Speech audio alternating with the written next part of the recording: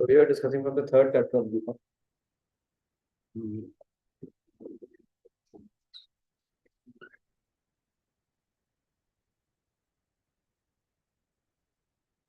Verse number 22 we have discussed from 3.22. So you can repeat after me. Name parthasti kartavyam. You can open chapter 3, verse number 22. So we are trying to complete this and then we will go for Upanishad maybe from tomorrow. So we are doing Bhagavad Gita chapter 3 now. Yeah, 3.22 because we didn't half. So I think we'll complete this. It's halfway. And then we'll tomorrow onward we'll start the Upanishad maybe. So we finished NOI 11th verse? Yeah. We finished NOI 10, 11 and Bhagavad Gita also. Third chapter, Okay. 22nd. Okay, thank you.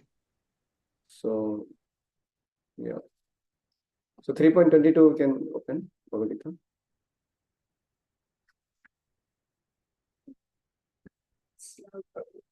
Hmm?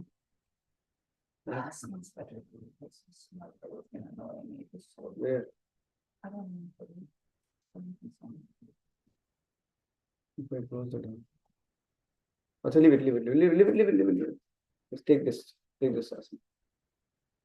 So read that chapter, text number 22. Name parthasti kartavyam. Name parthasti kartavyam. Trishu lokeshu kinchana. Trishu lokeshu kinchana. Nana vaptavyam. Nana vaptam avaptyam. Varta eva cha karmani. Varta eva cha karmani. So I'll just show you. So this is from 22. Yeah, so you can see here. And let's share the screen.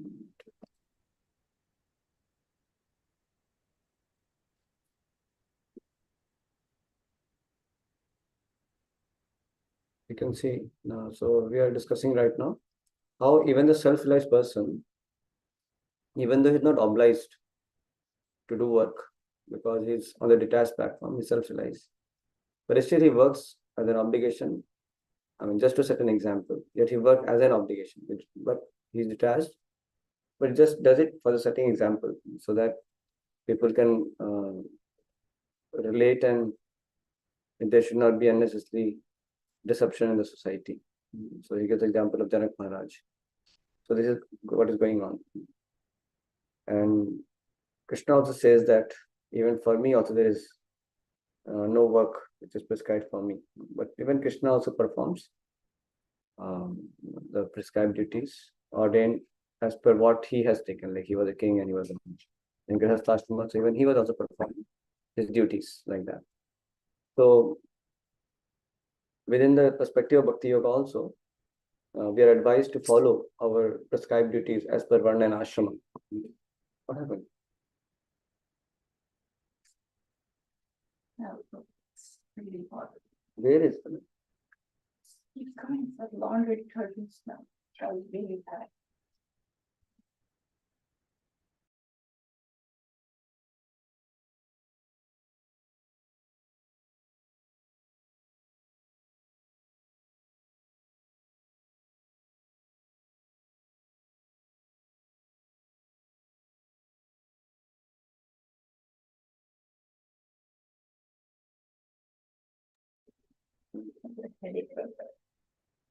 Should we go somewhere else?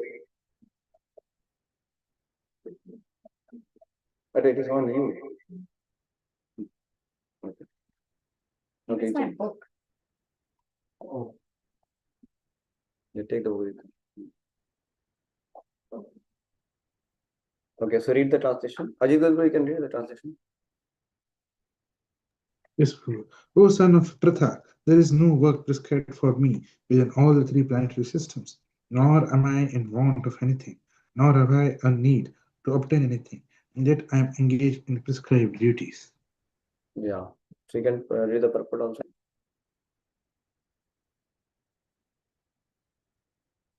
Okay, one thing I can share this. So see, Lord is beyond the three modes of material nature. It's called Gunatita. He's beyond the three modes. And this Varna and Ashrama are within the three modes of material nature. You see that Chatur Vanya Maya system, Guna Karma Vibhagasha. Krishna says that as per the qualities what one has acquired, and that quality is basically because of three modes of material nature. So somebody is Paramhamsa is beyond the Varna and Ashrama, Paramhamsa, who has got completely transcendented, liberated state. But even self-realized soul also may act within Varnashrama just for the sake of proper harmony in the society, because it may be something disruptive. People may not able to relate to it, and they may also imitate the behavior of a Paramahamsa, and then they could be problems. That's why even self-realized souls, like he gives the example of Janak Maharaj, even they may also act within the system of Varnashrama. Even Bhakti Siddhanta Thakur, he purposefully took this sannyas order, which is within Varnashrama. So he is himself a Mahabhagavat. He's like Paramahamsa. But he took sannyas just to avoid many imitation Babajis are coming up that time, in the name of being transcendental. So they were simply taking the Babaji vesh, but they were actually within the same modes of material. Some of them have even illicit connections. Yes, bro. Hey, Haribol. Yes, come. Sit here. Today, would you like to try sitting like this? Yogi posture.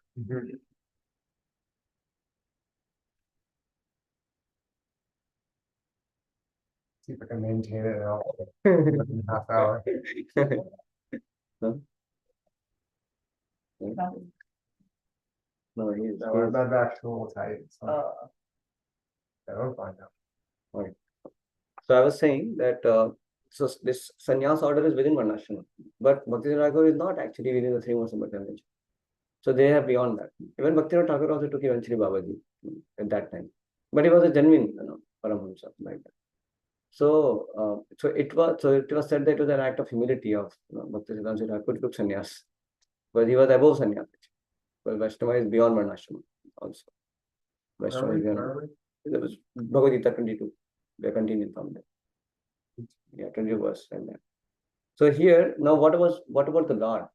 The Lord is anyway transcendently situated, right? He is beyond the three modes anyway. So how can there be any prescribed duty for the Lord?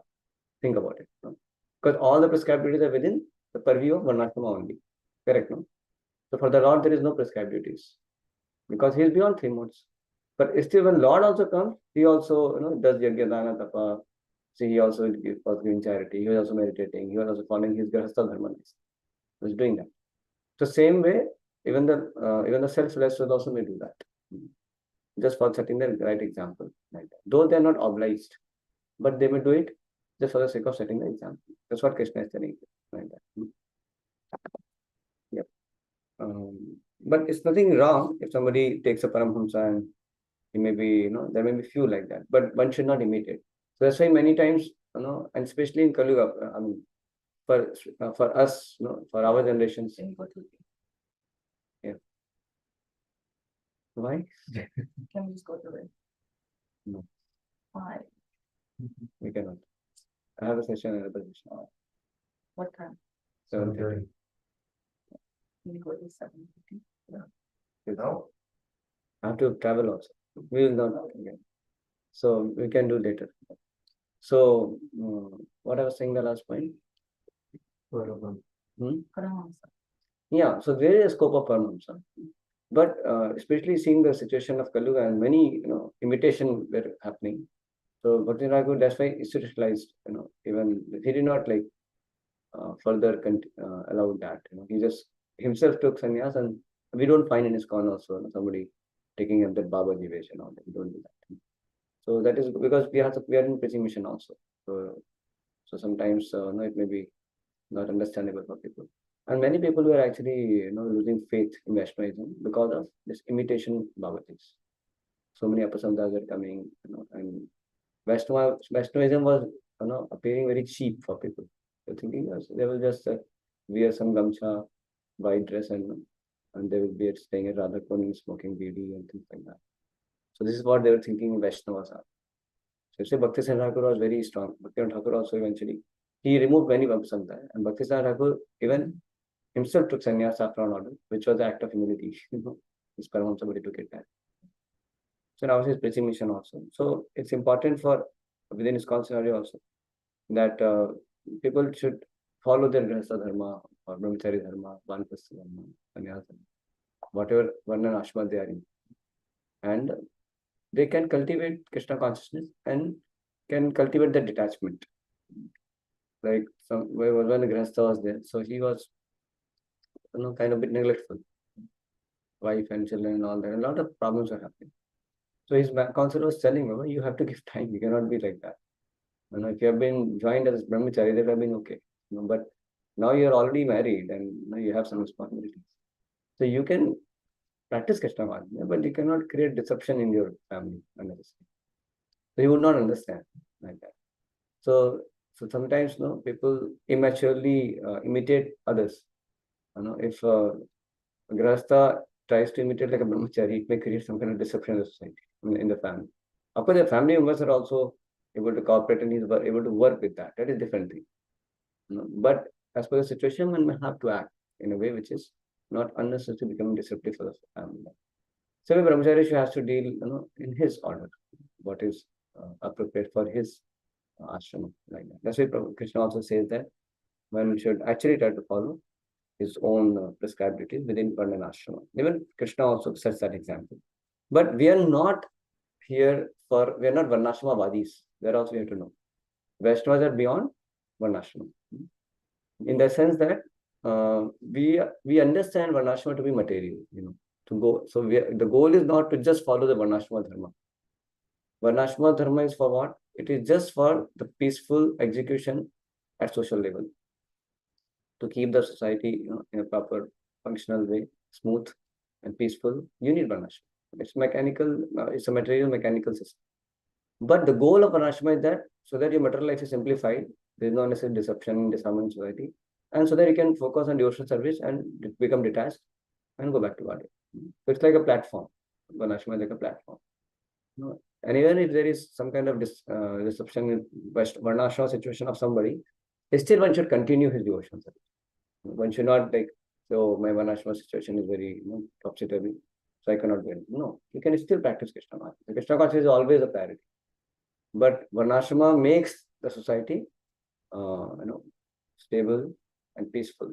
And that's why, in general, this is what is recommended by Krishna also, that one can follow his Varna and Ashma duties and focus on devotional service. But we should not identify ourselves also and other devotees also too much with that external designation. Which Chaitanya Mahaprabhu has taught us. I'm not brahmachari, I'm not grihastha, I'm not vanapastha, I'm not sannyasi. I am the servant of gopis. Gopinath. Who is the mentor of gopis. So this is our identification should be. We should always have this understanding that I am servant of all the Vaishnavas. But at the same time, the external designation for the upkeep of the society, for the proper function of the society is required. Let me do it. Needful to be done. Not get overly attached to it also. So that's a balance required. So he says then, the Supreme Lord is the controller of all controllers, and he is the greatest of all diverse planetary leaders. Everyone is under his control. All divinities are degraded with particular power only by the Supreme Lord. They are not supreme themselves. He is also worshipped by all demigods and the Supreme Director of all directors. Therefore, he is transcendental to all kinds of material leaders and controllers, and is worshipable by all. Can read further? Yeah. If I have ever failed to engage in carefully performing prescribed duties, O Partha, certainly all men would follow my path. Go ahead. In order to keep the balance of social tranquility for progress in spiritual life, there are traditional family usages meant for every civilized man. Although such rules and regulations are for the conditioned souls and not Lord Krishna, because he descended to establish the principles of religion, he followed the prescribed rules. Otherwise, common men would follow his footsteps, because he is the greatest authority. From the Srimad Bhagavatam, It is understood that Lord Krishna was performing all the religious duties at home and out of home as required of a housekeeper. See, Krishna was even following everything because he was an authority. The people will imitate him and follow him. So unnecessarily there will be chaos if Krishna does something, if he doesn't follow. So just for the proper upkeep of society, Krishna will also follow. Yes. Yeah, go ahead for that. If I did not perform prescribed duties, all of these worlds would be put into reunionation. I would be the cause of creating unwanted population, and I would thereby destroy the peace of all living beings. Varna Shrankara is. So you're gone ahead. I think you're gone to 23rd verse. Okay. Sorry.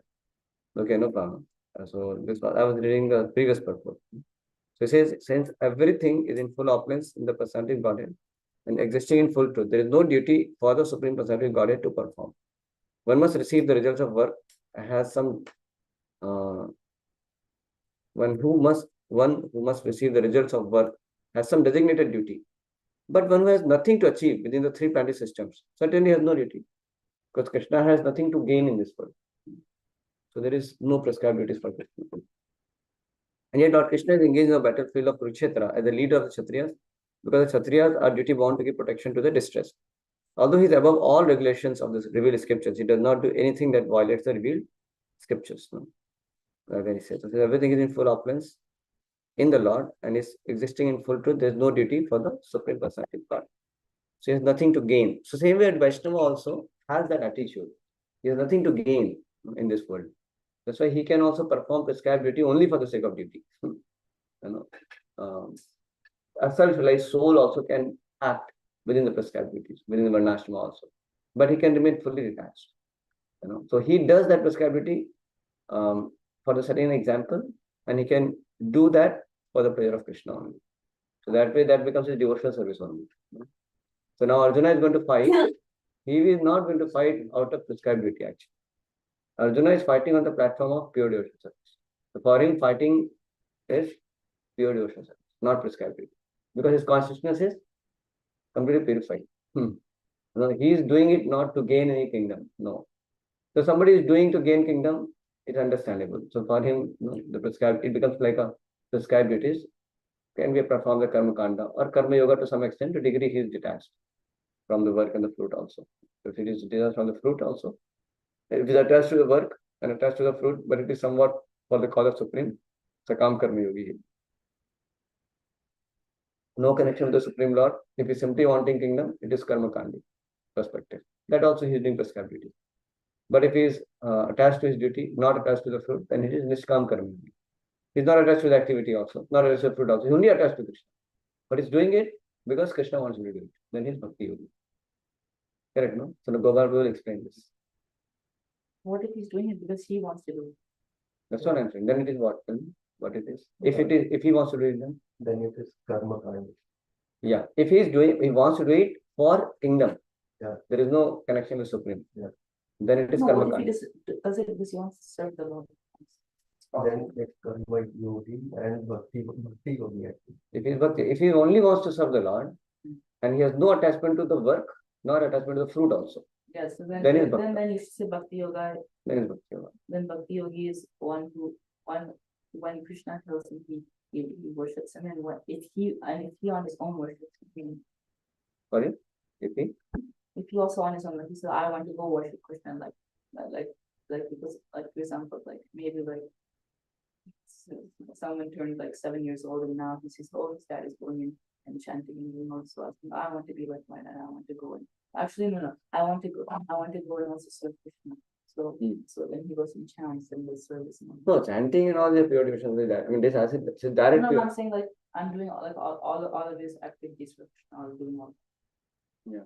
No, that's what depends upon the consciousness. No? If you're attached to the fruit, if you're attached to the activity, and you're doing it for Krishna, no, then it is sakarma karma yogi kind of.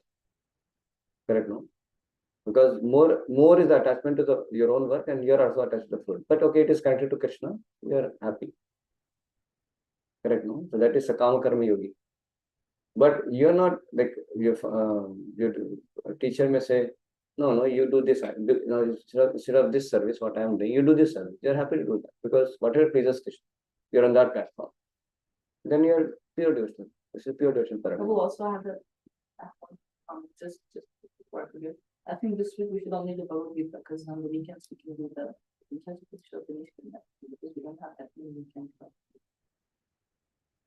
This weekend we're not having. Exactly, that's what I'm saying. We only have like 2 or 3 weekends left before. Like, So you're saying we can do Gita. We can discuss, bro. Let's discuss this. So, Nishkam Karma Yogi and Yoga, what is the difference? What are the difference? Okay, good question. So Nishkam Karma Yogi and Bhakti Yogi, quite close. Nishkam Karma Yogi is not attached to the fruit, and but he may have his liking of doing that activity. Liking. Yeah. So he likes to do that activity. Like I want to do cooking, but I don't want any fruit. I don't want even taste what I have cooked for my. I don't want my own plate also, and I don't want any money. I simply want to do for other people. That's my purpose. But I will do cooking. If you tell me, you do sweeping, no, I want to do cooking only. You understand? Because he is attached to that activity. He can do that. So there is some attachment to activity. But Bhakti Yogi means anything, anytime, anywhere for Krishna. And what do you want? Nothing. Just pleasure of Krishna. That is Bhakti Yogi. That is pure devotion service. So one senior devotee is saying that anything, anywhere, anytime, with anyone. With anyone becomes more challenging. Because you will not, your frequency will not match. So challenging. So Bhakti, pure devotion service means without having any kind of conditions. So like that. And But Nishkam Karma Yoga is also very good platform to act because you are not attached to the fruits. It's glorified. It is quite close to Bhakti Yoga, Nishkam Karma Yoga, because you're doing the activity and you may be liking it, and you do it for devotional service. I mean, you do it only for the pleasure of the Lord. You don't want any fruit from it, and you just want to please the Lord to that activity. That is also very good. That will purify you, and then eventually you may want to do anything for Krishna service. And Guru also engages the disciple based on what is nature. That is Guru's business. But the disciple is not demanding Guru. Disciple's consistency is whatever Guru says I will do. But Guru in general tries to engage the disciple what he can do. You understand, no? Understand the nature of the disciple. That's how usually they engage. But there are some times when Guru may have to tell disciple to do something which is need of the hour. So then, when disciple, if he is a paradigm of pure devotion service, he will put in that attempt, even though it will be difficult for him. It may not be his liking, it may not be his nature, still he will do it. Because he is acting on the platform of love, pure devotion service. That is pure devotion paradigm. But in general, Guru, like Japtaka Maharaj was told to preach in India. And he told Prabhupada, but I'd like to preach in India. And so how am I executing pure devotion service? Then Prabhupada said to him, yeah, you like to preach in India, and your spiritual master is also telling you to preach in India. So that way you may be fortunate disciple. But anyway, order of the spiritual master should be followed. That's what he concluded with. So you can see the concept of Japataka.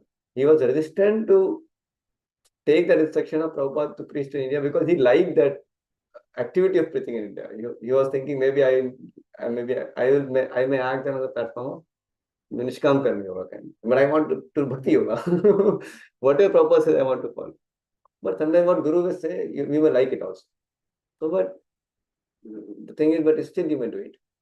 Because that is what pleasing Krishna. so who is about Jnani or Nishkam Karma Yogi? Of course, Nishkam Karma. It's about the Jnani. No, Because- Jnani might have not come to Krishna also.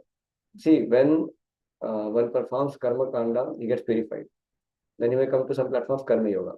Then Karma Yoga, he may not have a very clear conception of Supreme also. That's what we said, no? Karma Yoga and Bhakti Yoga can interchangeably be used sometimes. Depends upon the consciousness. So if Karma, just one minute, if Karma Yoga, somebody is having he's working for some higher cause, for cause of the Supreme, but he doesn't have proper conception of that. He hasn't come to Vasudeva Sarvamiti. He did not have come to he has not come to the conclusion that Krishna is all in all. So in that case, it is typically Karma Yoga. And when he does that, trying to be detached from the fruit, the Sakam Karma Yoga is like attached, but still he has some sense of responsibility is getting purified. then he becomes little nishkam. That means he doesn't want the fruit. He becomes little detached. So then that kind of thing will lead to some kind of knowledge. That knowledge, it will, because how to get purified knowledge. Then he tends to come to Jnana Yoga like that. So Jnana Yoga platform is where he is not attached to the fruit so much, and he is not so much wanting to enjoy in this material world. But he might have not come to Krishna as understanding that Vasudeva is all in all. So Jnana Yoga is like we had that. Can you give me this? Booklet. No. Top one, top. Oh, Sorry. Got broken? metal? No. What is your bottle metal? It's glass only. It's glass. Still no. Mine's plastic. All But bottles are glass. it's strong glass. All multivitamins. but You can most see of here. it- You can see here. Yes. You can see. Not all. So this is conditioned life. Then this Karma Yoga. The Karma Yoga becomes Jnana Yoga, and then still Ashtanga Yoga. So what this shows is, so Karma Yoga has that all the gradation. No? But when you say Nishkam Karma Yoga, it is actually close to Bhakti Yoga.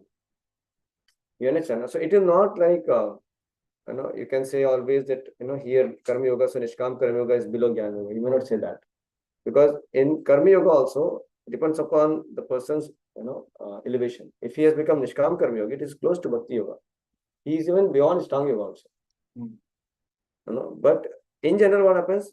See, when you are conditioned life, animalistic life you are doing, then Karma Kanda. Karma Kanda means you are at least following rules and regulations of the Vedas, and you want material enjoyment. Then you get purified when you follow Karma Kanda. Slowly you get purified. Then it may lead to Karma Yoga. Where is some detachment is there, you are doing for some higher cause. And then leads to eventually Jnana Yoga, means the knowledge is more right now. You're able to understand that this being attached to the activity and the fruit is not going to help. But you haven't come to the conclusion of Lord is all in all. You might have not come to the personality of Godhead very properly. So that becomes kind of Jnana Yoga. And then Bahunam Janmanante Jnanavan Prabhajate. So after many years, that kind of Jnana Yogi may also come to then he is able to meditate on the Supreme Lord, because he is able to come to the personal aspect. He is able to meditate on the Supreme Lord as a super soul. That's why it culminates into Ashtanga Yoga. And then the Ashtanga Yogi, the highest Ashtanga Yogi is when he is able to come to the personal understanding of the Lord as Supreme Personality of God. So Yogi Namapi Sarvesham Madgatena Antaratma Shraddhayam Vijayavam Samayukta Tamemata. So he becomes a Bhakti Yogi. So it's like some hint given, but there are shades to it. There are shades to it, no? Like holy. Go there and come. Yeah, no, but this is gradual process, bro. Yeah. You don't have to follow this sequence always. One can anytime start from Bhakti Yoga. The most sinful person also can take to Bhakti Yoga, and then he can get purified like that. And but in general, this takes many lifetimes also to go on to conditioned life, and then somebody will come to Karma Yoga, then eventually Jnana Yoga, then it may come to the knowledge becomes more proper, and then it turns into meditation of the Supreme as Paramatma, like that. So this is how it goes. And in that also there are different types, like say Ashtanga Yogi can become impersonalist also. Now he's trying to meditate on the Super Soul, but he is attached to impersonal Brahman even after meditating on the Super Soul also. There's one kind of yogi like this. So he is meditating on the Super Soul, who is a localized personality also. But his attachment is more towards impersonal Brahma. So this is very unique. Like, even though he has some understanding of personality, but still his attachment is Brahma Jyoti. So such a yogi can go to Brahma Jyoti.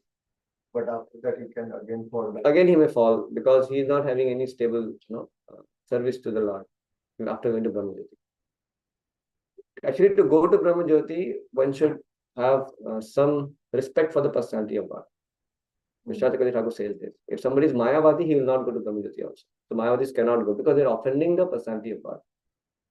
So Brahmavadi usually are those people, they have respect for the personality of God, but they have attachment for Brahman aspect of the Lord. They are more mainly Brahmavadi. Or they may think Brahman aspect of the Lord is superior to personality aspect. They may think like that out of their poor fund of knowledge. but they don't offend the personality of Godhead. They also see personality of Godhead also somewhat transcendental. But they don't offend like Mayavadis. Mayavadis, they offend the personality of Godhead. So that's why Prabhupada says that Mayavadis cannot even go to Brahmajyoti. In fact, they go to hell because they're offending the Lord. Yeah, they're deriding the form of the Lord. They criticize the form. So degree they criticize, so that degree actually they go to a degraded condition of life. So that is wrong with Mayavadi. So it's Mayavada Bhashi Sundar Hoile Sarvanash. They criticize, but they are not doing any sin. But offense is greater than sin. Yeah. See, offending the Lord is greater than sin. You understand? Offending the Lord is greater than sin. Yeah, it's a grievous sin, right? It's like you don't follow certain things. What is sin? Deliberate disobedience of the order of the Lord. That is sin. But now you want to, you insulting the person only. See, I'm not following your order, I'm not following your will, and I'm doing something my own. That is displeasing to you, that is sin. But imagine I insult you only. That is grievous sin also. No? So somebody is offending the Lord. What if you don't know it's sin? Yeah, no, that's what. So if somebody is innocent, and he is kind of carried away by the value philosophy, so he may come back to personality of God. That's what. So somebody has got into that situation and is offending also. That means it's not like there's no mistake of it, because Krishna also understands. Lord, Pusupasur is there in the heart also. So somebody is going in that direction, is delighting in offending the Lord. So he deserves that kind of reaction also. Means what I'm saying is, you don't go to anywhere, without your, consent also. You are directed as per your consent. So if somebody is getting attracted to Mayavad, then he's getting attracted to offend the Lord and all. That means he has that mentality also. So he has to get the consequences. But it is not that he cannot come back to Krishna. That's why, even Mayavadis can also turn to devotees if they, are ready to take shelter of devotees. Like Chaitanya Mahaprabhu went to Prakashanand Saraswati, and he took shelter of Chaitanya Mahaprabhu, and he became devotee. So then they are freed from all the reactions, then they are freed from the offense, because they have rectified themselves. So devotees, that's why Prabhupada says, Nirvishesha Shunyavadi, Parshadesha Tarana. So Srila Prabhupada is delivering so many Shunyavadi and Nirvishesha, that is Mayavad and Shunyavad. So that's why Prabhupada's Pranati Mantra itself is there. So yeah, people might have got carried away by the influence of Maya, into atheism, into Mayavad, into Vaidism, But that's why devotees are going to preach. And by preaching that, they can bring them back. Otherwise, their destination would be very bad. Correct. And why they have got into all these things? Because of ignorance, because of misusing their free will. They have become offenders, they have become atheist, they have become voidist. You're getting this point? So, but among them also there may be innocent. Innocent in the sense, they have got carried away, but they are open, for devotional service also sometimes. There are some Mayavadis, they have gone there, just because of, there was no option and they got into. But somehow in the heart of their heart, they are not clear, they are confused, they are looking for higher also. You understand, no? They're stuck like that. Like even Radheshyam Prabhu, he had been to so many, Mayavadi organizations before. He was reading Vivekananda things and all that. Many things he was doing it, right? But once he got to meet Bhakti Shatri Maharaj, then he had so many questions. And he asked, and immediately he was able to accept Krishna's personality. Because he was not able to understand their philosophy. He was saying, I read Vivekananda book so much, but I was not able to get any practical action on it. And somehow I was not able to, have this conviction that how can somebody become God also. So that was not able to, he was not able to resonate. But he was there. Still, he was like hanging around with that books and all that. But we cannot say there is Maya, because he was open. So when devotees came, then he immediately took it up. And they may not offend the Lord so much because they themselves are confused. They're also looking for something higher. So just by externally somebody whom he's affiliated to, you cannot say, hey, you go to Ramakrishna Mission, you're Mayavadi. We should not just label the people like that. It depends upon the person, how much he's got into, how much he's deliberately offending, how much he's not willing to come out of it. There are people like that. They won't just come to devotional path. They will strictly say that, they will offend the Lord and everything. Opposites like atheists or like that. Yeah. So atheism is in general, but Mayavad is like condemning the form of the Lord. And like Shankaracharya, who was it? Shankaracharya is Lord Shiva. No, he's the Mayavadi. Yeah, Shankaracharya is a devotee, but he had a service to propagate Maya philosophy.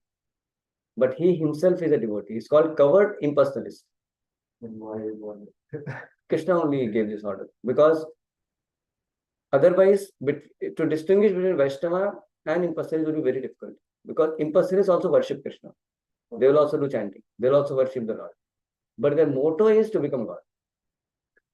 So now, if suppose there's a community, and everybody is worshipping, everybody is chanting, who is devotee, who is a Mayavadi, how will you know? There has to be separate philosophy for it. So if you keep the philosophy, then those who are attached to that philosophy, they will go that side. That becomes very clear. So there has to be philosophy of that kind of attitude.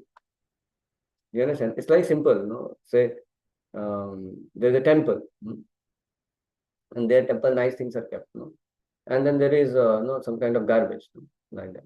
So depending upon the bird, let's say parrot and the good bird, they may sit there, where the nice clean environment is. And but there is something dirty, then they will go there. But otherwise, within that it will be very difficult to distinguish who is who, like that. So their taste, what philosophical taste they have, so accordingly they will get separated. So you need a philosophy so that there is a clear segregation. Otherwise, you cannot distinguish. Raghava Kripa was saying that once he was attending a lecture, and he was talking so much about Radha, Krishna, and pastimes and everything. And he said, wow, so much wisely speaking. And at the end, towards the end, he was saying, so, us Nirgun Brahma ki jai, Nirgun Brahma ki jai, like that he was saying. So his understanding was, Krishna is nothing but the Nirgun Brahma who has taken the form of Krishna and he is doing some Leela, which is wrong understanding. Nirgun Brahma, he was considered to be ultimate, and Krishna is some kind of ordinary person who is kind of, because of some mode of goodness. Mayavadi has the conception that Nirgun Brahmana, when he is affected by mode of goodness, which is material, then he becomes a supreme personality like Krishna, Rama, and all that. You think? So basically, all the living entities are also God only. They're also Nirgun Brahma, part of Nirgun Brahma only. But right now, they are having vikara, and that's why they're acting like jivas. That's what they think. And when you're liberated, then you go back to.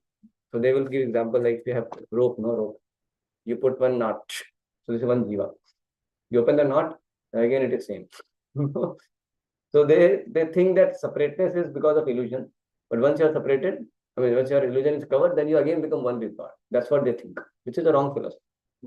But Gita says that you always remain individual. You always are living, individual part and parcel of Krishna. So when you're liberated, then you always remain individual and you have eternal loving relationship with God. And God is a person. He is always one supreme personality God. He is not something like Nirgun Brahman and all. He is a personality God. In fact, the Brahma Jyoti is coming from the Lord. It's clear, no? This point. And about that four varnas, now is it followed or not? Yeah. If you see this four Varna Ashrama is always existing. Now it is not that properly there. The Ashrama system is not properly, seen many times. The way it was, should be there. So as I proper said, one of my, work which is pending is to establish Varna Ashrama Dharma. But there are always four classes of people. Administrative class, intelligent class, those are doing, the work of study and teaching and all that. Administrative class, ruling and all that. Then there are, mercantile class and there is labor class. So that way the division is always there. But now the training may not be. Like people may not be properly trained. So, but they can be trained. So in ISKCON there is GBC, it's called Varnashrama College.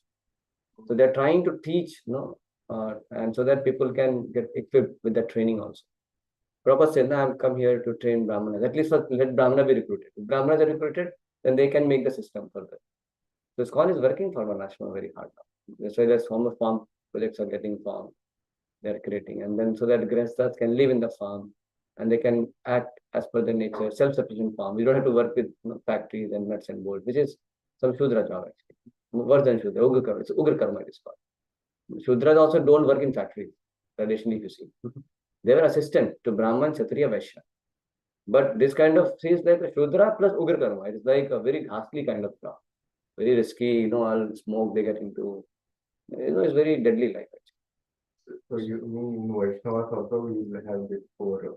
Yeah, so they may act as per their nature within Vaishnava community, but they identify not themselves with Brahman, Kshatriya, Vaishya, Shudra, they are considered as servant of Krishna. That is called Devi Varnashram. Devi Varnashram is what? You are devotee first. But because you are still in material body, you may have certain qualities because of material nature. So you may act in certain kind of activity which may be fitting to your psychophysical nature. But you're not identifying yourself with that designation as all you know. You know that I'm servant of Krishna. But certain services are given to you based on your psychophysical nature. That's called Daiva, and we follow here also in ISKCON.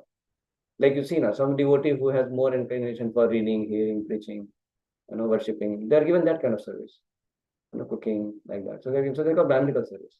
Some devotee may be having more inclination for, let's say, administration, and management and all that. So they are like more Kshatriya. Some devotees are more into accounting or fund collection, fundraising. They can get ideas and all that. So they are more like having Vaishya nature.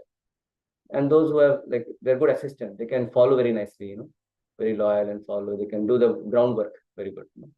So they may be like, but we don't say that he's a Shudra Vaishnava, he's a Vaishya Vaishnava, he's a Brahman Vaishnava. We don't say that because we see it as a service, like that. But there are also psychophysical nature they can do. But in Vaishnava community, they can interchange also. Like a devotee may do a Brahminical service in the morning. He may also clean the pots and he may clean the temple. He may be acting assistant. So he may act like a Shudra. And then he may also work in accounting. So we do whatever is required, needful. Practically we can do all kinds of services. But as per psychophysical nature, maybe by Guru may give some more service which is fitting to our nature because that goes more smooth with us. You understand? No? So we have a different perspective to see things. It is all service of the Lord. So it's all transcendental. We don't do in that consciousness. I am a Kshatriya, so I have to rule, I have to manage, I have to. We don't think like that. I am servant, this is service I am taking.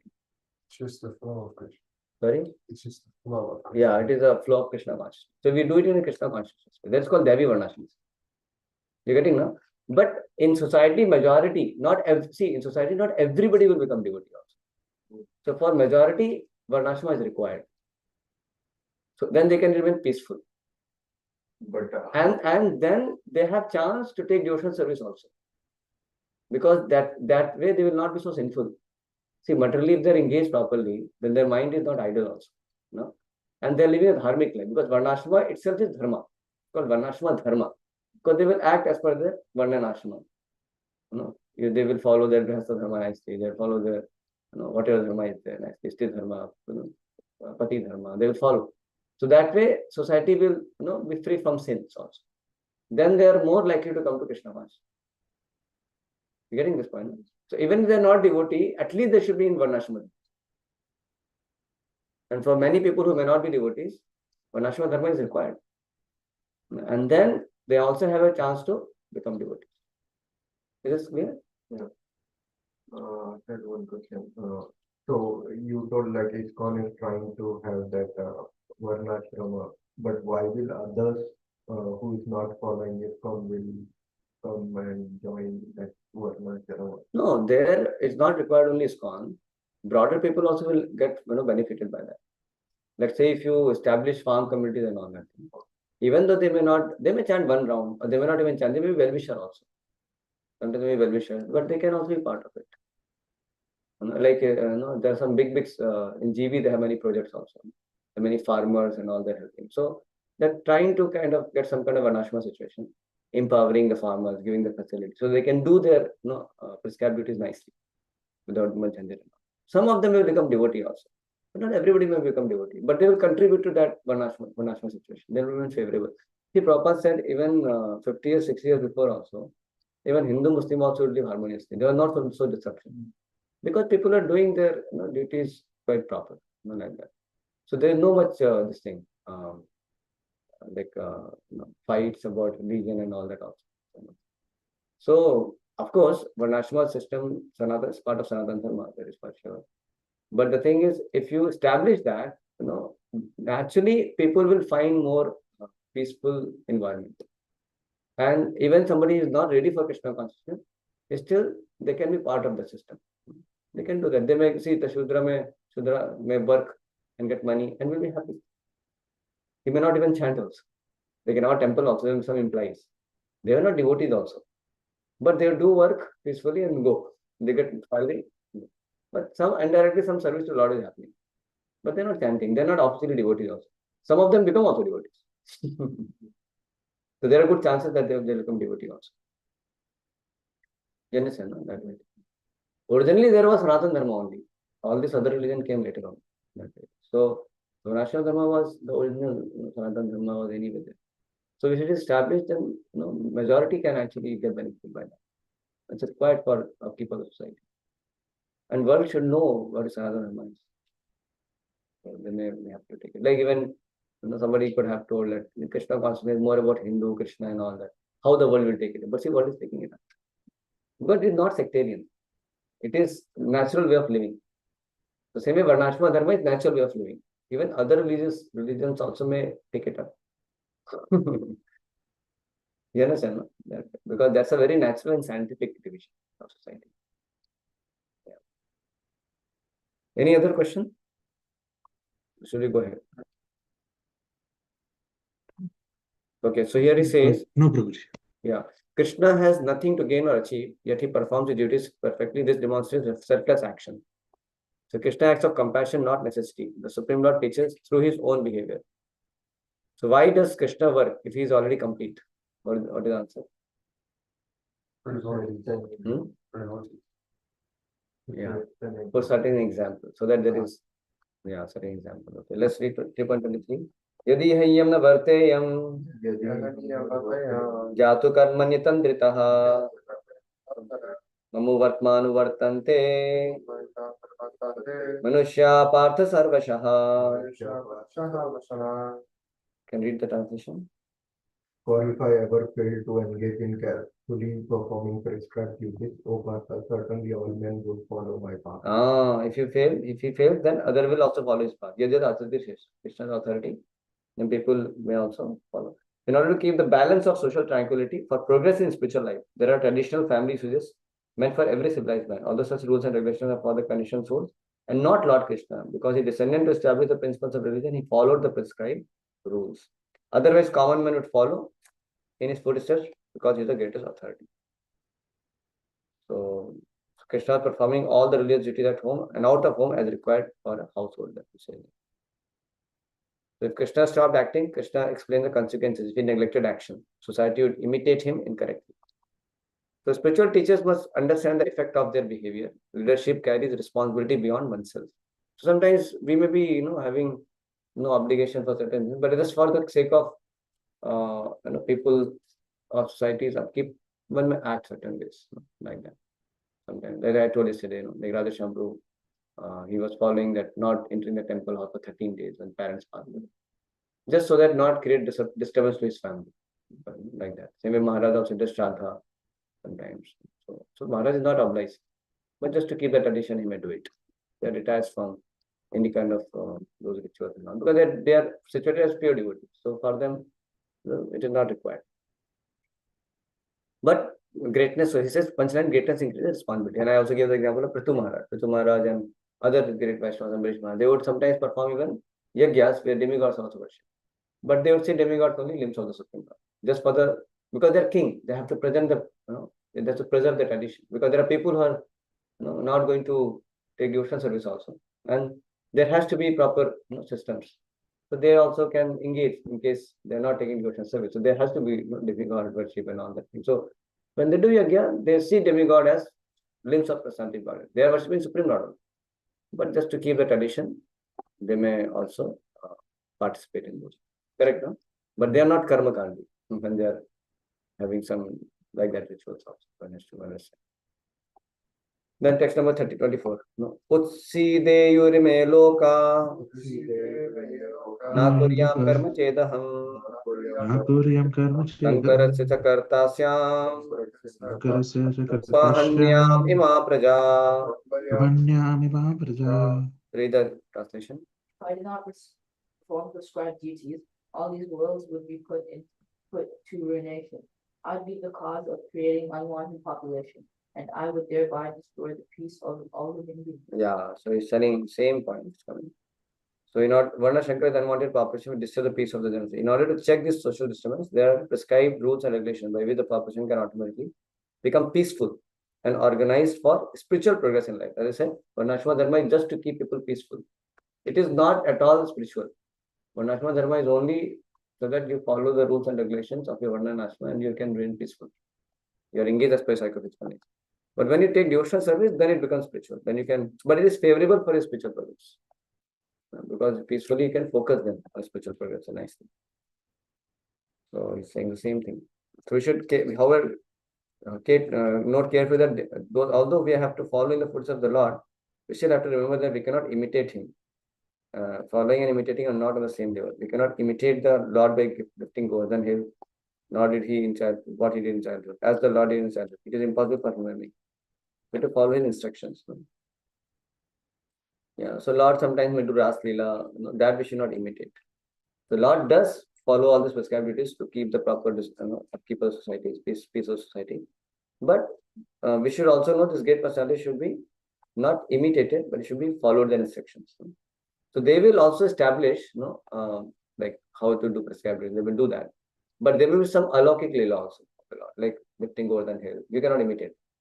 Ras Leela, one cannot do Ras Leela with girls. So these things should not. So that thing also should be understood. Like Lord Shiva may smoke ganja. I mean, he may also, like he says, there are many Shiva devotees of Lord Shiva who want to indulge in smoking ganja. So forgetting that by imitating the acts of Lord Shiva, they are calling death very near. So one should not do anukara, one should do anusara, like that. So these great souls, sometimes they may also have some alaukic leela. Like Prabhupada also, like Prabhupada once he took limca. He took limca from some. So now many devotees are taking limca, thinking that Prabhupada took limca, so we also can take. Like, What's limca? Limca was like some drink, Cold drink.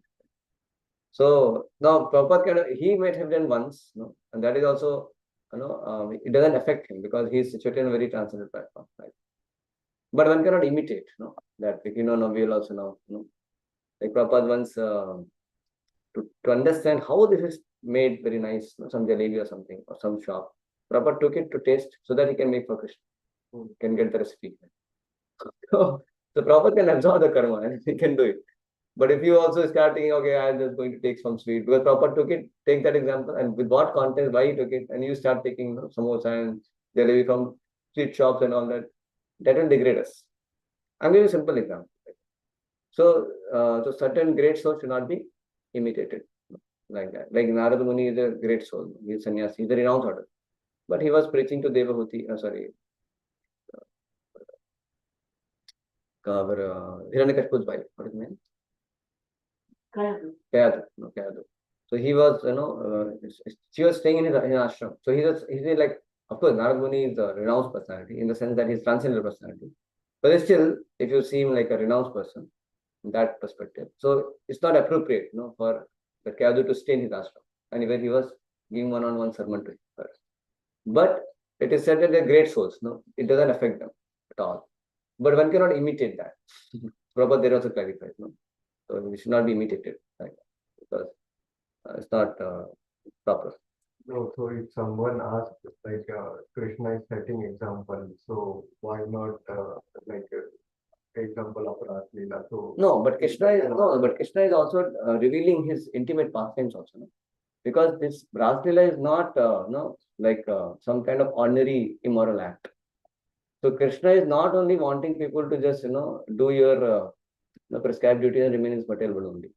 No, it's not the purpose. Purpose is to attract them to the transcendental platform. You understand, no? So in general, people should follow that. When it comes to some Ras Leela of Krishna and all that, this is transcendental pastimes. So these pastimes should not, that's why Shastras also warn that one should not foolishly misunderstand these pastimes. But Lord will do his pastimes. Because he's beyond that. But he will also make sure that people follow their prescribed duties and Grihastha Dharma and all that. And when he may act that way also to establish that. So when it comes to Ras Leela, one should not imitate it. Because it is not ordinary. So you may say, then why at all Krishna is doing that only because people misunderstand only. No, but they have to understand as well. Because there has to be scope of, graduating their understanding as well. They cannot remain, at the, then Krishna will stop doing all pastime only or what. Krishna has to do pastime also. You're getting the point? So that cannot be said that, then Krishna cannot do only stuff. This is a very intimate pastime, which is a confidential pastime and should be understood properly, through the devotees and everything. So that's how it is. So there will be some alaukic leela of the Lord. That's why warning is given. That one should not imitate. One should actually just follow the instructions, what his teachings are, and sometimes Krishna will also show by acting. Like that one should behave. But as a Rasliya now, he's not doing any moral activity for sure. That is transcendental pastimes to the Lord. So that should be also properly taken up. So that's what he's saying here. We should always consider the position of, one should simply follow the instructions of the Lord and his empowered servant. The instructions are good for us. And any intelligent person will perform them as instructed. However, one should guard against trying to imitate their actions. One should not imitate their actions. One should not try to drink the ocean of poison in the imitation of Lord Shiva. We should always consider the position of the Ishvara, and those who can actually control the movements of sun and moon are superior. Without such power, one cannot imitate Ishvara. They are so powerful. So Lord Shiva drank poison to the extent of swallowing an ocean. Common man tries to drink it when a fragment of such poison will be killed. Then he's saying, similarly, there are some pseudo devotees of the Lord Krishna who prefer to imitate the Lord in Rasa Leela or dance of love, forgetting their inability to live Govardhan him. It is best, therefore, that one not try to imitate the powerful, but simply follow their instructions, and should one try to occupy that post without qualification. They should not try to do that. There's so many incarnations of God without the power of the Supreme Lord. So, Varnashma Dharma also teaches Vishnu worship, no? And then there has to also be education about this. Brahmanas will take care of this thing. They have to give the proper knowledge to the people to understand the position of Krishna, position of Vishnu. And these confidential pastimes are not revealed, not discussed also among common. The Prabhupada never discussed Asila with any common people. One Chennai person was asking, tell what Asila. I'm not qualified. Like that. So it is not commonly so much, discussed and talked also. This kind of confidential pastime. Correct, no? That was how it was properly done. Only those who were qualified for it, they may get more confidential understanding of Supreme Lord fasting. Is it clear? We'll go to next. Any question? Are you going through Gopal to Scott to? No, Prabhuji, all good. Okay, we'll go further. Sakta karmane vidvamso yatha kurvanti bharata kuryad vidvam tatha shaktas Kuryad vidvasata saktas vikirshu loka sangraham. vikushur loka sangraham. Read the translation. As the ignorant perform their duties with attachment to results, the learned may similarly act, but without attachment, for the sake of leading people on the right path. Yeah. So the ignorant performs duty with attachment to the result. The The learned may similarly act, but without attachment, for the sake of leading people on the right path. Yes, go ahead. A person in Krishna consciousness and a person not in Krishna consciousness are differentiated by different desires. A Krishna conscious person does not do anything which is not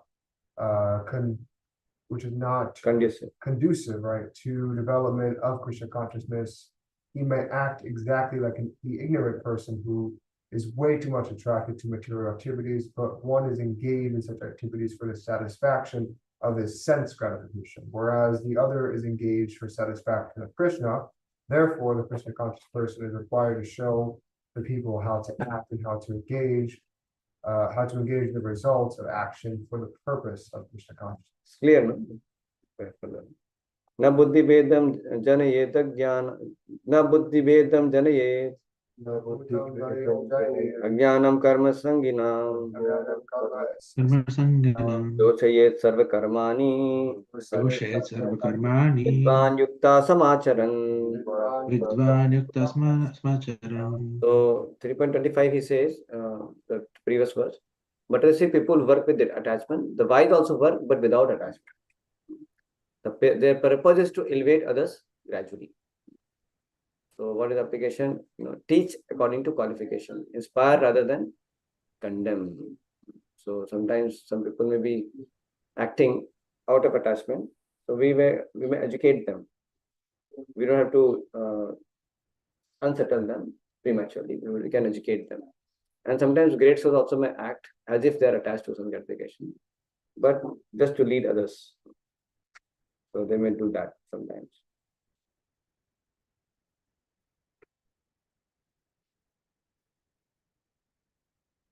So Krishna conscious person does not do anything which is not conducive to development of Krishna consciousness. So the consciousness matters, no? So those who are leading and their Krishna consciousness, they are Krishna conscious, they are not attached. They're only doing it for the sake of elevating other people. That's it. Like even the kings, no? Like Yudhishthira Maharaj and many of them, they were doing their duties, no? But they were very unattached. How? When the time came, then immediately they could take retirement also. They were not attached to their anything. Just for the sake of leading people and elevating them in Krishna consciousness, they would do that. But their consciousness is different. So they will also exact taxes. They may also give punishments. They may act as per the rules of this world, but not being attached to them. They were actually they were in Krishna consciousness that they were doing it. So that people have opportunity to practice Krishna consciousness. And because they need somebody to lead them, they will do that.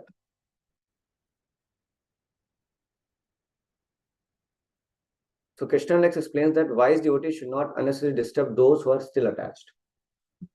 So read the translation. So as to I'll read. So as not to disturb the minds of ignorant men attached to the fruitive results of prescribed duties, a learned person should not induce them to stop work.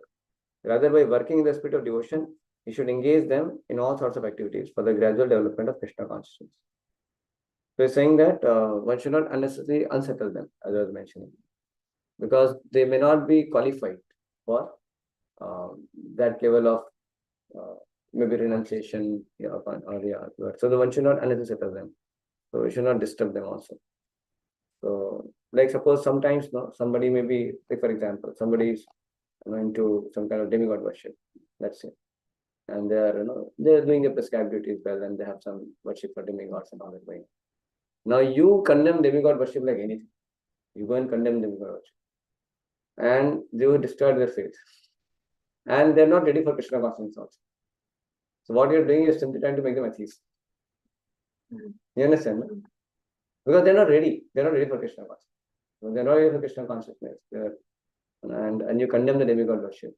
So it will unnecessarily create disruption in their lives.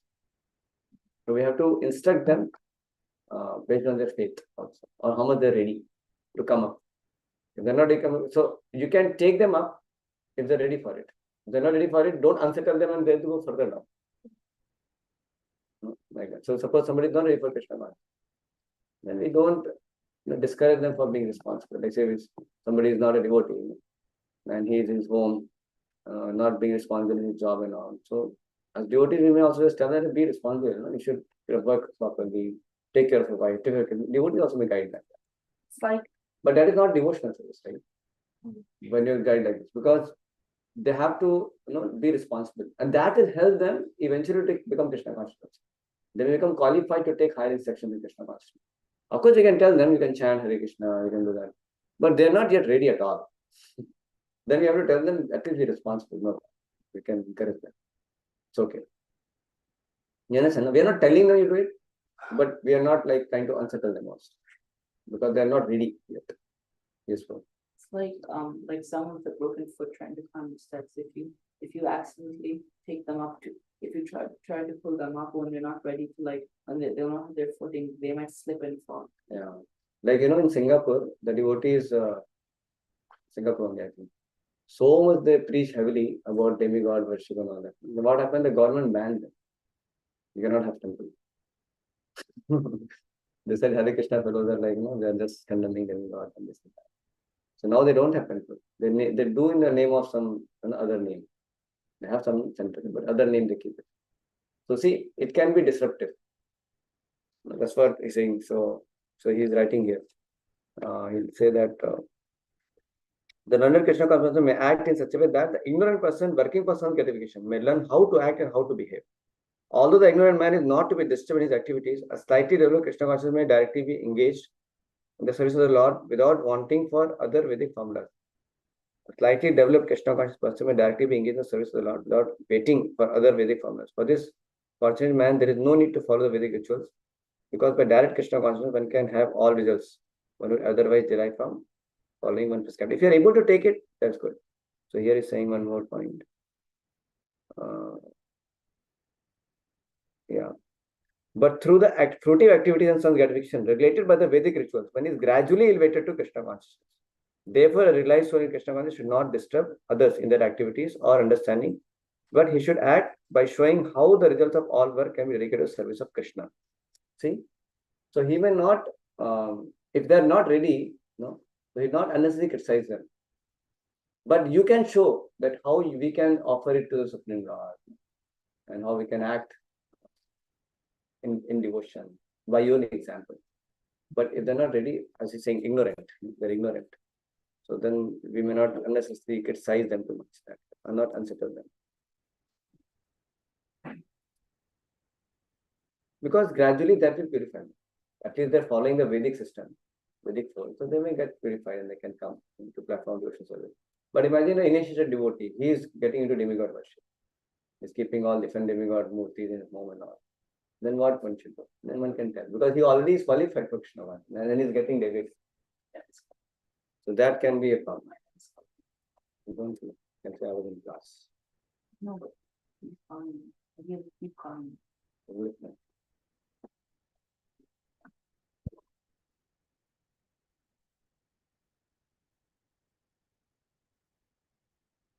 Okay, we'll go next. Prakriti Krimanani.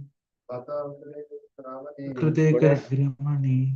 Gunai Karmani Sarvashaha. Gunai karmani sarvasha. Mudhatma.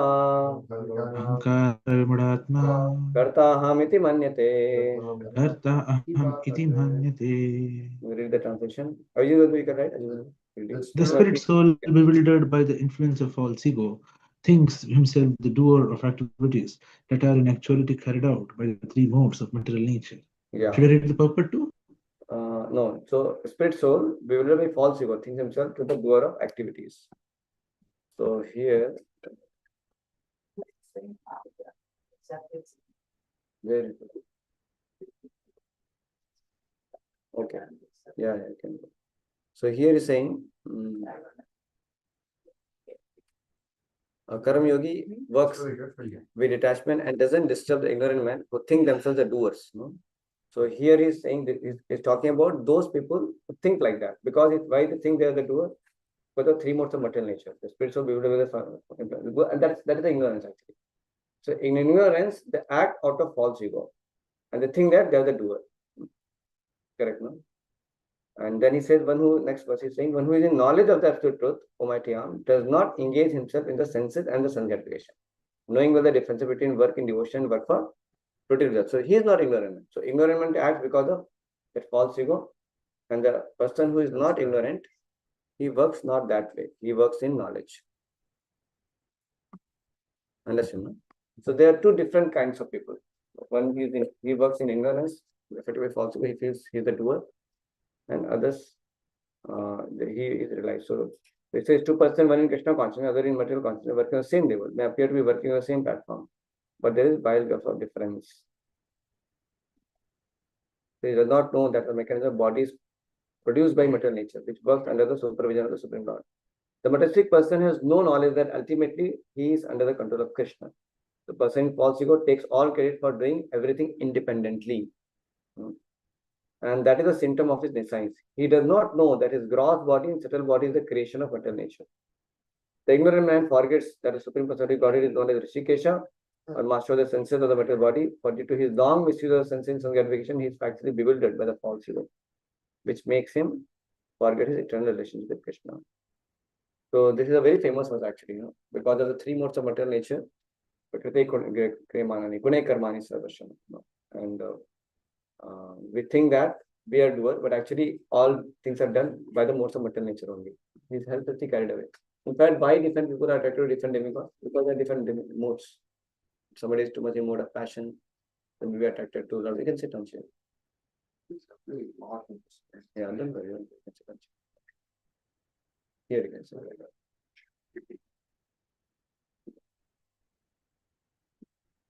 Yeah, so they are because of the three modes of material nature, they act, but they think that they are the doer.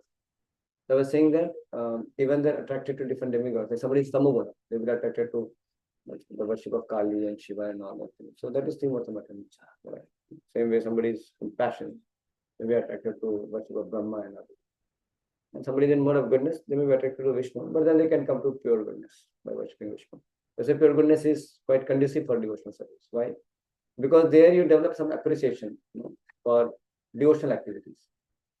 You come to temple, you find clean atmosphere, you find nice food, vegetarian food. So person in goodness will be attracted to it. So Vishnu worship is attractive to person in mode of goodness. That's why he has chance to go to pure goodness. Though goodness itself is not transcendental platform, but it helps one to come to path of devotional service. Like that. But somebody can remain in goodness and may not come also. He can remain very stubborn. But in general, it is more easy for somebody in goodness to come to the path of devotional service. Tatvatpittu mahabaho Mahabahu gunakarma vibhagayoho Gunakarma vibhagayo gunaguneshu vartanta gunaguneshu vartanta imatva na sanjate. iti matva na sajjate. Yeah, can read the translation. one who is in knowledge of the absolute good, Almighty does not engage himself in the senses and sense gratification, knowing well the differences between the work in devotion and the work for fruitive results. Yeah. So he does not engage in the sense of devotion, knowing well the difference between work in devotion and work for fruitive results. The knower of the absolute truth is convinced of his awkward position in the material association. He knows that his part and parcel of the Supreme Lord, and his position should not be in material creation. He knows his real identity as part and parcel of the Supreme, who is eternal bliss and knowledge, and he realizes that somehow or the other he is entrapped in the material conception of life. In his pure state of existence, he is meant to dovetail his activities in devotional service to the Lord. He therefore engages himself in the activities of Krishna consciousness and becomes naturally unattached to the activities of the material senses, which are all circumstantial and temporary. He knows that his material condition of life is under the supreme control of the Lord. Consequently, he is not disturbed by all kinds of material reactions, which is considered to be mercy of the Lord. According to Srimad Bhagavatam, one who knows absolute truth, Brahman, Paramatma, and Supreme Personality of God is called Tattvavid, for he knows also his actual position in relationship with the Supreme Lord.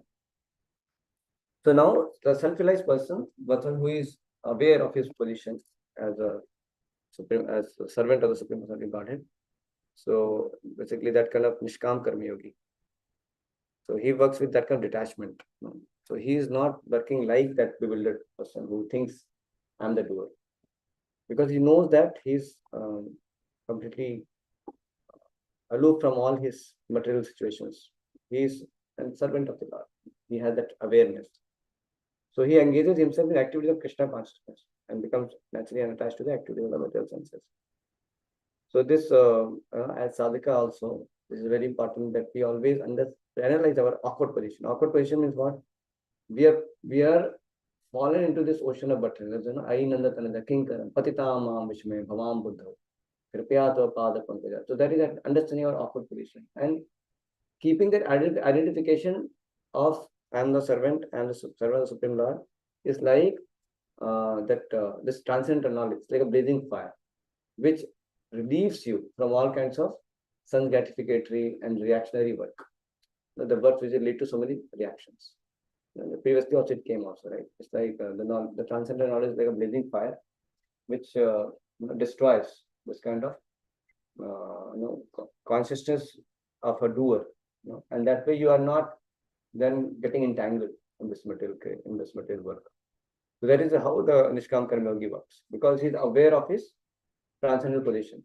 That's why we are discussing about Varnashma, this question. So somebody may be doing within Varnashma, but his consciousness is very clear. He understands that he is put in this kind of situation in the material nature, and he has developed certain qualities, psychophysical nature. But he acts as a servant of the Lord. He will use everything in the service of the Lord. So even though he might have not got fully purified of his tendencies and psychophysical nature and all that, but he is aware of his awkward position and he is acting for the pleasure of the Lord. You get it? So that kind of work is gradually purifies him, and then he naturally becomes unattached to any kind of material sense gratification. You got this point? Mm-hmm. So that's why one who is in knowledge of the absolute truth, that is a crucial point here. He does not engage himself in sense and gratification, so he can try to get purified. Whatever the tendencies are there, that also gets purified. And that's a big difference between working devotion and work of Pratyavitas. But externally, it will look like same. Like a person who is working in job, is also having family, it will look same. But he's not having the the transcendental knowledge. But so that means he's acting in ignorance. So that kind of work entangles. But the person who is working in devotion, who has the knowledge of the absolute truth, so he may be also engaged in that circumstantially. But he's not like that ignorantly, who is thinking himself to be doer. So the last verse, then we'll go. This last verse will wait. Prakrite guna sammudha Kritirguna sammudha Prajnante guna karmasu Sajjante guna Tani Krishna karmasu vido mandan Ana Krishna vido mandan Krishna vinna vichalaye. Krishna vinna vichare. You can read Prabhu, the translation. Through ordered by the modes of material nature, the ignorant fully engage with themselves in material activities and himself. But the wise should not unsettle them, although these duties are inferior due to the performance lack of knowledge. So you can see all these verses are talking about these two different kinds of people, workers. You are getting this point. No? So the Nishkam Karma Yogi, self-realized soul, he acts a completely different platform. And the person who is within the three modes of material nature, he is the fruity worker, acting for some gratification. So he is a very different person. Both may look like similar. Like that. And he's saying both people, so in that, the person who is self-realized, who is Nishkam Karma Yogi, he should not unnecessarily disturb them. That's what he's saying. See, bewildered by the modes of material nature, ignorant fully engages themselves in material activities and becomes attached. But the wise should not unsettle them. Although these duties are inferior due to the performance lack of knowledge. So it's very beautiful purport. Read the purport. Ajit Ganku, you can read. Yes, bro. Persons who And here Prabhupada gives a very good conclusion. What Krishna says is one thing, but Prabhupada says one more, and he adds, this is very beautiful. Read it. Should I read, Prabhu? Yes, go ahead. Sorry. Persons who are unknowledgeable falsely identify with gross material consciousness and are full of material designations. His body is a gift of the material nature, and one who is too much attached to the bodily consciousness is called manda, or a lazy person, without understanding of spirit soul. Ignorant men think of the body as a self. They accept bodily connections with others as kinsmanship. The land in which the body is obtained is their object of worship, and they consider the formalities of religious rituals to be end in themselves. Social work, nationalism, and altruism are some of the activities for such materially designated persons. Under the spell of such designations, they are always busy in the material field. For them, spiritual realization is a myth, and so they are not interested. Those who are enlightened in spiritual life, however, should not try to agitate such materially engrossed persons. Better to prosecute one's own spiritual activities silently. Such bewildered persons may be engaged in such primary moral principles of life as non-violence and similar materially benevolent work. Yeah, so so they may be engaged in their material activities, primary moral principles of life, non-violence, materially benevolent work, or some kind of self gratification. We're doing that, But better to pursue one spiritual activity silently, he's saying. So don't try to disturb, because if you try to unsettle them, they become angry, they may unnecessarily create disruption in your devotional life. Many problems they may create also. And sometimes, as I said, sometimes you try to unsettle them, telling them something, and they're not ready. And you criticize them over and over. So you may overdo also sometimes. So that may create some kind of disturbance in their faith also. And that may be problematic for them. So, but the purpose clarify in the last. You can read this. Men who are ignorant. No, let him read. Yeah. Men who are ignorant cannot appreciate activities in Krishna consciousness, and therefore Lord Krishna advises us not to disturb them and simply waste valuable time. But the devotees of the Lord are more kind than the Lord because they understand the purpose of the Lord. Consequently, they undertake all kinds of risk, even to the point of approaching ignorant men to try to engage them in the act of Krishna consciousness, which are absolutely necessary for the human being. So this Prabhupada says makes a difference. But Krishna was a devotee, he takes the risk. Still he tries to give. It doesn't mean that we do it in a way which will create disturbance for us and for them. We should, that's why we have to do this very tactfully, this preaching. We do it, we take the risk so that we help them to come to Krishna. Even though Krishna is advising not to unsettle them, we peacefully execute your devotional service. You have to unsettle them. But Prabhupada is saying no, but devotee of the Lord understand the purpose of the Lord. Because Lord is thinking what? Gradually they will get purified. But devotee is eager to bring them back, So they say, why do you unnecessarily want to go in the gradual base, very slow? The Bhakti Yoga is so powerful, so wonderful. Chaitanya Mahaprabhu's message is there. Why did you come? So they want to bring people in the fold of Krishna consciousness, even though sometimes they may not be ready. But devotee may tactfully try to engage them. Understand? Like engage them in services or give them some kind of yoga. So people do some bridge programs, so many things they do. So ultimately, the whole purpose is that you bring them gradually to Krishna consciousness. Even there can be different opinions about bridge program, bridge preaching. But the point is, the whole idea is that devotees somehow or the other try to get them to Krishna consciousness. So one can do even bridge program under the guidance of a bona fide spiritual master. Fine. But the point is, the devotees take risk, direct preaching or indirect preaching, whatever, but they take risk to bring ignorant people also to fold of Krishna consciousness. Okay, let us pause here. Grantha Bhagavad Ki Jai. Yeah, I have one point to share. Yeah, you can share one point. You made one point about how Krishna, why he doesn't do work. Why should he do work because he's supreme? Why should he do work?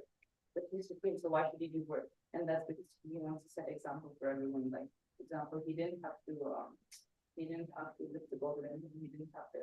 He could have just punished himself for what he did instead of. No, that was not the point. Lifting Govardhan was his alaukically. No, sorry. Let me give The Krishna was doing his household duty. He was doing a Gidana Tapa and he'd get up in the morning, he'd meditate, he'd charity. Yeah. He'd go to his, so that, what is that? That his court. No. I forgot the name of that. No, the courtyard of the kingdom where he would go. That was a specific name of it. So he would go there and he would, do administrations. He was doing everything. Just to set the example. So, Any point you want to hear? no, I wanted to ask question like, Nishkam Karma Yogi is in mode of goodness or is he above? No, he is doing bhakti. He is performing devotional service, but he has some lacking. So there is some purification required. So, which mode is he? Free mode. No, see, we always will have some modes. Like when you're sleeping, we are in mode of ignorance. But predominantly, you get more in goodness as you perform devotional service. But you need mode of ignorance for sleeping. So we predominantly situate ourselves in goodness when we perform pure service. So see how we understand this point. See, as we are gradually growing in our devotional path, then we are becoming more and more beyond modes actually. But we are not freed completely because we are not completely engaging in devotional service also. Like that. So mode of passion, ignorance, they will be still bit affecting us that way in a early stage of devotional service. But if somebody becomes fully surrendered to Krishna, then he goes beyond modes. So then he is not controlled by modes, but he may also make use of those modes in doing his bodily activities. Like for example, even pure devotees also may sleep. But that thing is not like if they're controlled by the mode of ignorance. But sleep also they're thinking of Krishna. You understand? No? They're not like, their mind is dragging them to some kind of other things. Then that's why the purity when they sleep, they're also dreaming about Krishna. So even the sleep also is not quote unquote mode of ignorance. You're getting this point, no? But in like Vyavaharik way, like in a practical way, you can say that purity also make use of these modes. But they are not like affected by them. Like that. They may so become upset by somebody, they may chastise the disciple. But that's not like they're affected by that. They may use that in the service of Krishna. But what happens in our case, we get controlled by it. So ours is like different. We make use of it. But when we are practicing devotee, then we still have certain purification required. We are not completely purified. But engaging in devotional service, because the devotional service is performed in transcendental mode, we are not in transcendental mode. That's why it becomes incompatible also, because it is challenging for us. But by engaging those activities of devotional service, they are in actually are transcendental in nature. We get purified of the modes, and we gradually become more and more purified from passion, ignorance, become more and more in goodness, and then we are sometimes we may be having more pure goodness, transcendental mode. But again, we may come back. So Bhakti Shatri Maharaj says, only says, I think, that devotee should be, or predominantly he should be in mode of goodness. And sometimes he should, and by engaging devotional service, you are going in transcendental mode also. And then you may fall at least in goodness. Don't fall too much into passion. So predominantly put ourselves in goodness, and also we try to transcend. So we are like engaging, surrendering. So we also get into some pure goodness sometimes in the thinking of Krishna, engaging in pure goodness. We are able to connect. But other times our other modes also are happening. So it's like a stage when we are growing against the modes. I mean, trying to escape the modes. Right? So it takes time. And slowly, as we keep more mature, then this mode of passion will go away. Sadhara, Tamo Bhava, no, Kamadeya says in that first canto it comes at house by performing the devotional service. Gradually, the Rajaguna Tamoguna goes away. Gradually it happens. So as we surrender more to Krishna, the more we are situated in transcendental mode. So Nishkam Karma Yogi, he doesn't have attachment to the fruit. That means he's freed from passion a lot. Because what makes us become attached to fruits? Passion. Too much of passion, like that. But he is not freed. That means he has not much of passion. But he has some attachment to some kind of liking for the activity. Some purification is still required. So, and when he becomes completely, purified, then he has no contamination. Right? Understand? In fact, mode of goodness is in this material mode has some seeds of passion in it. It's completely purified. Shuddha Sattva means it's completely purified from passion in it. Then comes Shuddha Sattva. That is transcendental mode, pure devotion. Clear? Yes, Prabhu, you have any point? Are you going to reflect on? I like the point which was in the 24th verse, wherein Varnashrama is to keep the surroundings peaceful, not for spiritual progress. But like it has a point, like it is but they are favorable for spiritual progress. That's why we should do Varnashrama. Correct. Yes, for the majority, Varnashrama is required also. And Prabhupada, when he came, he did not try to specialize Varnashrama immediately because he knew society is like so topsy-turvy. So Varnashrama will take so much effort also. It's not possible. Very difficult. So Prabhupada gave Krishna consciousness directly. And Krishna consciousness was so powerful that and some people took it up and they became devotee and they could overcome these modes and everything. Even though Vaishnava is topsy-turvy, but still it works. But you cannot but for the overall organic growth, you need Varnashrama. So Prabhupada came in emergency. So he gave medicine. Like say suppose epidemic is there, all unclean, this and that. So you have medicine, you give the medicine. Then some people get cured. But overall, to keep proper health and everything, you should have hygiene, you should have proper systems and all that. You understand? So that people don't fall sick only. So Varnashrama will save people from overall lot of unnecessary, Rajaguna mode activities. I mean, a sinful activity. Society can be more properly, peacefully situated. Otherwise, people will go astray. Right? So Varnashrama is required in a broader way. But Krishna consciousness is beyond Varnashrama that we have to know. Varnashrama only supports our progress of, devotional program. That's why we do it. Like in temple also, if things are organized well, clean, things are happening, organized, peacefully you can focus on this. But you can chant in train also. Train, what kind of systems are there? It's very, sometimes in Indian trains are so, but still devotees do their devotion. But it's still challenging. So Varnashrama is overall good to support the devotion. But itself is material. You should know that Varnashrama itself is material. Will support yourselves. Thank you, Prabhu. Yes. What do you want to say? Share. You want to share any point? Of this last verse? Anything. Anything? Any reflection?